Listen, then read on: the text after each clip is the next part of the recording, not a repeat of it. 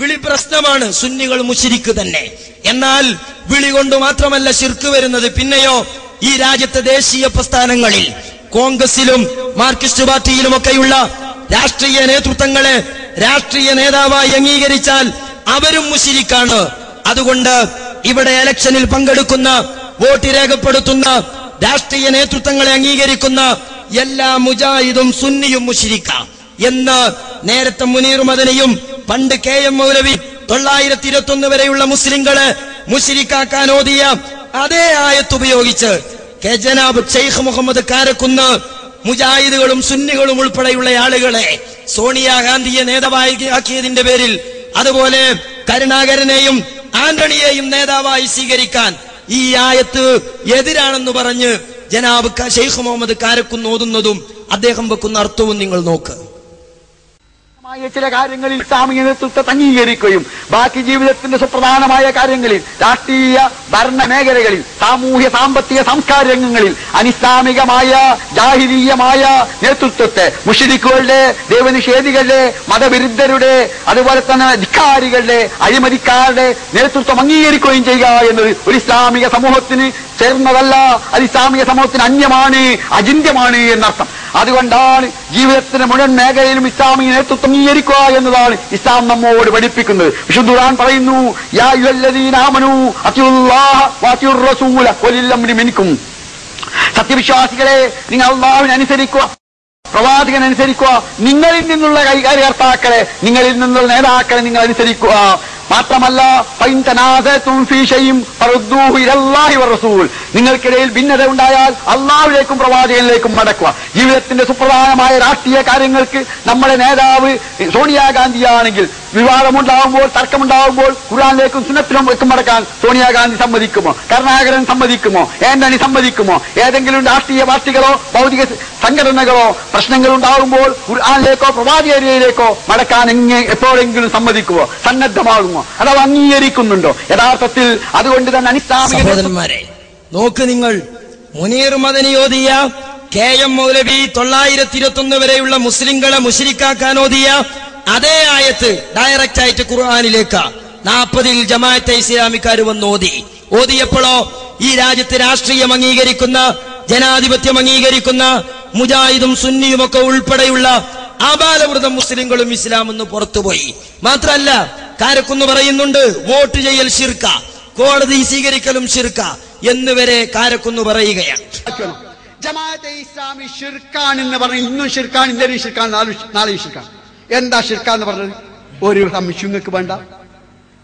ഒരാൾ ദൈവേതര ഭരണവ്യവസ്ഥയ്ക്ക് കീഴിൽ, കേട്ടോളൂ, ദൈവേതര ഭരണവ്യവസ്ഥയ്ക്ക് കീഴിൽ ദൈവേതര ഭരണവ്യവസ്ഥ നടത്തേണ്ടതിനായി തെരഞ്ഞെടുപ്പിൽ മത്സരിക്കുകയും അസംബ്ലിയിൽ പോവുകയും ചെയ്യുന്ന പക്ഷം അത് തൗഹീദിന് വിരുദ്ധവും അനനുവദനീയവുമാണ്. ഇന്ത്യൻ ജമാഅത്തെ ഇസ്ലാം 27 വർഷം എന്നതാണ് ഉദ്ധരിച്ചത് നമ്മളെ സാക്ഷാൽ മുജാഹിദുകളുടെ പത്രം. എന്താ സംഭവം? അനിസ്ലാമിക വ്യവസ്ഥ, അല്ലെങ്കിൽ ദൈവേതര വ്യവസ്ഥ, അല്ലെങ്കിൽ ജാഹിലിയ വ്യവസ്ഥ, അല്ലെങ്കിൽ താവൂത്ത് വ്യവസ്ഥ, എന്ത് പറഞ്ഞാലും വേണ്ട, അള്ളാഹുവിന്റെ വ്യവസ്ഥ അല്ലാത്ത വ്യവസ്ഥ. ആ വ്യവസ്ഥ സ്ഥാപിക്കാനോ നിലനിർത്താനോ ഉദ്ദേശിച്ചോ ലക്ഷ്യം വെച്ചോ ഇലക്ഷനിൽ പങ്കെടുക്കുന്നതും വോട്ട് രേഖപ്പെടുത്തുന്നതും ശിർക്കാണ്, തൗഹീദിനെതിരാണ്, അനിസ്ലാമികമാണ്. ഇന്നലെയാണ്, ഇന്നാണ്, നാളെയാണ്, മറ്റന്നാളുമാണ്, ഖിയാമത്ത് നാൾ വരെയാണ്. മനസ്സിലായില്ലേ? അപ്പൊ പിന്നെ ഒരു ചോദ്യം നിങ്ങൾക്ക് ഉണ്ടാവും, പിന്നെ എന്തേ ഇപ്പൊ ജമാഅത്തുകാരൊക്കെ മൂല്യം നോക്കി വോട്ട് ചെയ്യലുണ്ടല്ലോ? അതിന് മറുപടി എന്താണെന്നറിയങ്ങള്? സംഗതി പാർലമെന്റിലേക്ക് ഒരു MP പോണത് ഡോക്ടർ അംബേദ്കറിന്റെ ഭരണഘടനക്ക് നിലനിൽപ്പ് കൊടുക്കാനാ. നിയമസഭയിൽ ഒരു MLA പോണതും അതിനാ. എന്നാൽ അതിനാണല്ലോ എലക്ഷൻ. പിന്നെ എന്തിനു നിങ്ങൾ പങ്കെടുക്കുന്നു ചോദിച്ചാൽ അവരുടെ മറുപടി, സംഗതി ഞങ്ങൾ കള്ളന്നെയാണ് കുടിക്കണത്, പക്ഷേ മസ്താകുമെന്ന് കരുതിയിട്ടല്ല കുടിക്കണത്. കുടിക്കണത് കള്ളന്നെ, പക്ഷേ മസ്താകുമെന്ന് കരുതിയിട്ടല്ല. നിയ്യത്തില്ല എന്ന് കരുതി കാല് നാലാലാവൂലേ? മസ്താകൂല എന്ന് കരുതി കുടിച്ചാലും സംഗതി തലക്ക് ഭ്രാന്താവൂലേ? നോക്ക് നിങ്ങൾ, സ്വന്തമായി കോടതിയിൽ പോകൽ ശിർക്ക്. വേറൊരു തമാശ കൂടി കൂട്ടത്തിൽ കേട്ടോളി.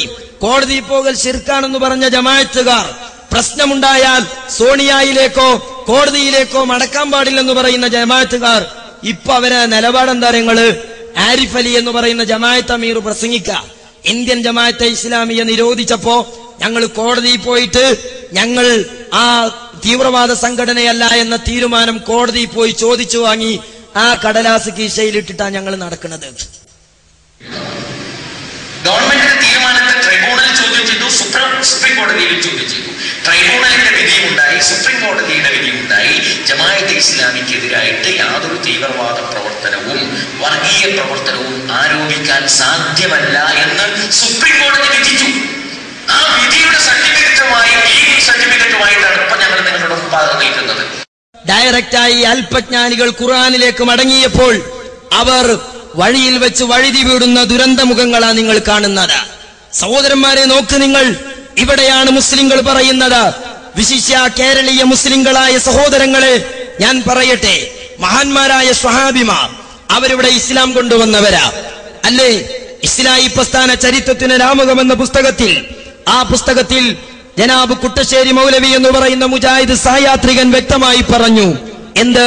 കേരളത്തിൽ സ്വഹാബിമാരാ മതം കൊണ്ടുവന്നത്. അവർ ഇവിടെ 10ഓളം വരുന്ന പള്ളികൾ നിർമ്മിച്ചു. ആ പള്ളികളിൽ ജമാഅത്ത് പഠിപ്പിച്ചു, ജുമുഅ പഠിച്ചു, നിസ്കാരം പഠിപ്പിച്ചു, ആരാധന കർമ്മങ്ങൾ പഠിപ്പിച്ചു. ചോദിക്കട്ടെ സഹോദരന്മാരെ, വദായിൽ അലവി മൗലവിയും കൂട്ടായി അബ്ദുല്ലാജിയും വരുന്നതിന്റെ മുമ്പ് ഇവിടെ നിലനിന്ന ഒരു ഇസ്ലാമുണ്ട്? ഞാൻ നിഷ്പക്ഷമായി ചോദിക്കട്ടെ, അലവി മൗലവി ഇവിടെ അമുസ്ലിങ്ങൾക്കിടയിൽ തൗഹീദ് പ്രബോധനം ചെയ്യാൻ വന്നവരാണോ? ദഅവത്തിന് വന്നവരാണോ? അമുസ്ലിങ്ങളെയാണോ വദായിൽ അവരൊക്കെ പ്രബോധിതരായി കണ്ടിരുന്നത്? അല്ല. അവരിവിടെ നിലനിന്നിരുന്ന, ഇവിടെ പണ്ടേ കടന്നു വന്ന പള്ളിയും ആരാധനകളുമായി ജീവിച്ച പൗരാണിക മുസ്ലിങ്ങളിലേക്ക് ആ ഇസ്ലാമിനെ പൊളിച്ചെഴുതാൻ വന്നവരാ അല്ലേ? ഞാനിത് പറയുമ്പോൾ മധ്യവയസ്കരായ കാരണവന്മാർ വികാരപ്പെടരുത്. എന്തേ കാരണം? KM മൗലവിയെ ഞങ്ങൾക്ക് തള്ളേണ്ടി വരുന്നത് മാലിക് ദീനാർ റളിയല്ലാഹു അൻഹു ആകുന്ന സ്വഹാബിയെ സ്വീകരിക്കാനാ. സ്വഹാബിയുടെയും KM മൗലവിയുടെയും മാറ്റി നോക്കുമ്പോൾ 22 കാരറ്റ് ഞങ്ങൾക്ക് കണ്ടെത്താൻ കഴിയുന്നത് മാലിക് ദീനാർ റളിയല്ലാഹു അൻഹുവില. അതുകൊണ്ട് ക്ഷമിക്കണം, ഞങ്ങൾക്ക് തള്ളാതെ വെച്ച. ഞാൻ ചോദിക്കട്ടെ, മഹാന്മാരായ സ്വഹാബിമാർ മതം കൊണ്ടുവന്നു. ആ മതം സ്വഹാബിമാരെ സ്വീകരിക്കൽ നമ്മുടെ ബാധ്യതയാ. മാന അലൈഹി 72 വിഭാഗവും നരകത്തിൽ, സ്വർഗത്തിൽ പോകുന്ന വിഭാഗമോ മാന അലൈഹി വാ സ്വഹാബി, ഞാനും എന്റെ സ്വഹാബിമാരും കടന്നുപോയ വഴിയാ. അതുകൊണ്ട് ആരാണോ സ്വഹാബിമാരെ സ്വീകരിക്കുന്നത്, ആരാണോ സ്വഹാബിമാരെ ഉൾക്കൊള്ളുന്നത്, അവർ പഠിപ്പിച്ച ഇസ്ലാം വദായി പള്ളിയിൽ 921 മുമ്പായിരുന്നോ ഉണ്ടായിരുന്നത്, ശേഷമായിരുന്നോ ഉണ്ടായിരുന്നത് എന്ന് വിലയിരുത്തുന്നതിൽ ആർക്കും ഇവിടെ വികാരം ചോദിക്കുമെന്ന് ഞങ്ങൾക്ക് തോന്നുന്നില്ല. നിങ്ങൾ നോക്ക്, സ്വഹാബിമാർ പഠിപ്പിച്ച മതമേതാ? സ്വഹാബിമാരെ സ്വീകരിക്കലിന്റെ വിധി എന്താ? സലീം അമദാനി എന്ന് പറയുന്ന ചങ്ങരംകുളം മുജാഹിദിലെ ഒരു മൗലവി പ്രസംഗിക്കുന്നത് കേൾക്കുക. എന്താ അദ്ദേഹം പറയുന്നത്? മുസ്ലിങ്ങൾ ഒരു കാര്യം ചെയ്യുമ്പോൾ അത് സ്വഹാബിമാർക്ക് പരിചയം വേണം. അത് സ്വഹാബിമാർക്കും റസൂലുള്ളാഹിക്കും താബിഈകൾക്കും പരിചയം വേണം. അതാണ് സുന്നത്തി ജമാഅത്ത്, അതാണ് ഇസ്ലാം എന്ന് മുജാഹിദുകാരനായ ചങ്ങരംകുളം മുജാഹിദിന്റെ വാക്താവായ സലീം അമദാനി പ്രസംഗിക്കുന്ന ക്ലിപ്പ് കേട്ടതിനു ശേഷം വദായി പള്ളിയിൽ 921 മുമ്പുള്ള ഇസ്ലാമാണോ, ശേഷം അലവി മൗലവിയുടെ പൊളിച്ചെഴുത്തിന് വിധേയമാക്കപ്പെട്ട ഇസ്ലാമാണോ സുന്നത്തി ജമാഅത്ത്, ഏതാണ് സ്വഹാബിമാർക്ക് പരിചയമുള്ള ഇസ്ലാം എന്നൊന്ന് വിലയിരുത്താൻ നിങ്ങൾ സന്മനസ് കാണിക്കുക. എനിക്ക് നിങ്ങളോട് പറയാനുള്ളത് ഇത് പറഞ്ഞുകൊണ്ട് ഒരു കാലഘട്ടം മുഴുവനും എന്റെ ആർജവവും ഊർജവവും ചിലവഴിച്ചിരുന്ന എനിക്ക് നിങ്ങളോട് പറയാനുള്ളത്, പ്രിയപ്പെട്ടവരെ, നിങ്ങളുടെ വിശ്വാസം എടുക്കുക, നിങ്ങളുടെ കർമ്മങ്ങൾ എടുക്കുക, നിങ്ങളുടെ ആചാരങ്ങളും അനുഷ്ഠാനങ്ങളും എടുക്കുക, വിശുദ്ധ ഖുർആനിനും തിരുസുന്നത്തിനും മുന്നിൽ പ്രദർശിപ്പിക്കുക.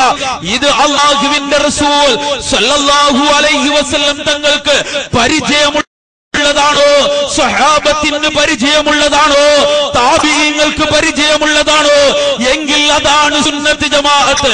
അല്ലാഹു ചെയ്യേണ്ടത് ഇതുപോലെയുള്ള 1000 കപടമുഖം കണ്ടു പൊറുതി മുട്ടിയത് കൊണ്ടാണ് ആ ജീർണ സംസ്കാരം വലിച്ചെറിഞ്ഞിട്ട് എന്നെ പോലെയുള്ള പണ്ഡിതന്മാര് ഇസ്ലാഹി പ്രസ്ഥാനത്തിലേക്ക് കടന്നു വന്നത് എന്ന് പ്രിയപ്പെട്ടവരെ നിങ്ങൾ തിരിച്ചറിയേണ്ടതുണ്ട്.